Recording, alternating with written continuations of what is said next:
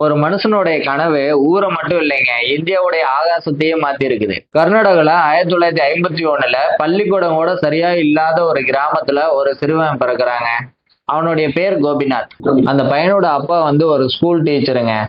அவரு பாத்தீங்கன்னா உண்மையான கல்வி வீட்ல இருந்து தான் தொடங்குது அப்படிங்கிற ஒரு சின்ன நம்பிக்கை கொண்டவர். அந்த நம்பிக்கை அந்த பையனை ஒரு சாதாரண கிராம சிறுவனை இந்திய ராணுவத்தினோட கேப்டனா மாத்தி இருக்குங்க. 1971ல பங்களாதேஷ்ல நடந்த போர்ல தன்னோட உயிரையே பணைய வச்சு அந்த போரை ஜெயிக்கிறார். ஜெயிச்சதோட மட்டும் இல்லாம தன்னுடைய 28வது வயசுல ராணுவத்தை விட்டு வெளியேறணும்னு நினைக்கிறாரு. அது ஏன் வெளியேறணும்னு நினைக்கிறாரு தெரியுமா? சாதாரணமா பிறந்த எல்லா மக்களுமே ஒரு விமானத்துல பறக்கணும் அப்படிங்கறதாங்க. அப்படி நினைச்சதுனாலதான் அவர் இந்திய நாட்டு ராணுவ பதவியில இருந்து வெளியேறாரு.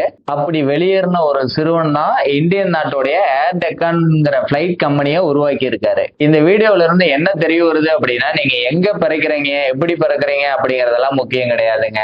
நீங்க என்ன பண்ண போறீங்க அப்படிங்கறதுதான் முக்கியம். உங்களுக்கும் பாத்தீங்கன்னா எந்தவித இன்வெஸ்ட்மெண்ட்டும் இல்லாம ஒரு நல்ல பிசினஸ் செய்யணும், ஒரு சாதாரணமா பிறந்துட்டோம் பட் ஒரு லட்சாதிபதியா மாறணும், பட் இன்கம் இல்ல, இன்வெஸ்ட்மெண்ட் இல்ல அப்படின்னு தடுமாறிட்டு புலம்பிக்கிட்டு இருக்கிறீங்க அப்படின்னா கீழே ஒரு நம்பர் கொடுத்துருக்குறேங்க. அந்த நம்பருக்கு கால் பண்ணி அப்பாயின்மெண்ட் புக் பண்ணிக்கோங்க.